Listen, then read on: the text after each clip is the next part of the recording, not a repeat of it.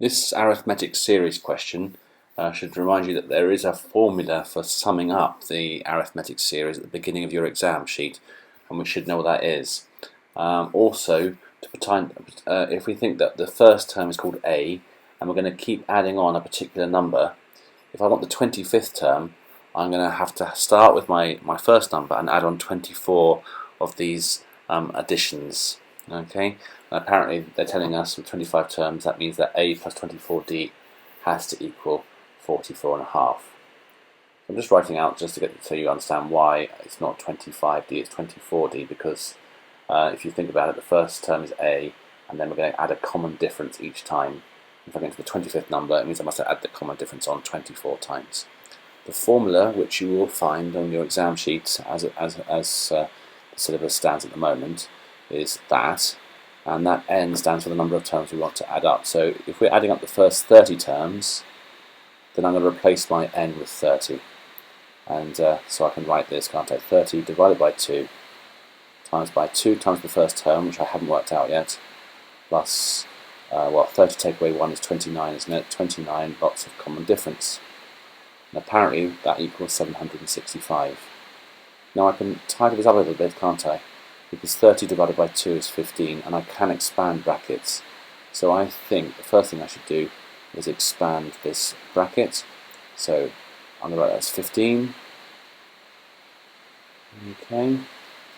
And I can multiply that 15 through the bracket. So 15 times by 2, for example, is 30a, and 15 times by 29, well, you could do that on your calculator. It's going to be 435 though, isn't it? Yep, there we go, 435D, and that equals 765. I just need to move my paper up the screen. Hope I'm able to do that. And of course I've got another equation in A and D. So it looks like this is just a special kind of simultaneous equation question, because I also know that A plus 24D equals 44.5. So I'm going to label my two equations that I have, and you see if I multiply the second one by 30, I can eliminate the A's and solve for D. And once I've got D, I can find A. So here we go. I'm going to write down my first equation again, and this time I'm going to multiply the second one by 30, so I get 30A. Now 30 times by 240 is 720 D, and 44.5 times by 30 is 1,335. Okay, you should be checking those numbers on your calculator. Now I'm going to take the first sum away from the second, because I'd like to have positive numbers so I can. So 720 take away 435 is going to equal 285 D, and that equals the difference between 1,335 and 765, which I believe is 570. Okay, and if I divide both sides by 285, I find that D equals 2. It's a nice round number, so I'm pretty confident I'm doing the right thing. Good, good, good. Right, no decimals, lovely.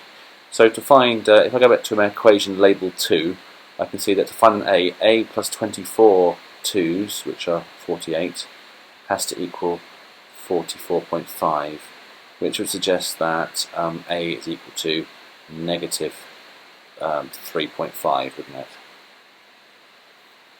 Good. So now I've got my A and my D values, I can actually answer the question that I was actually asked at the beginning, which was what is the 16th number in this series.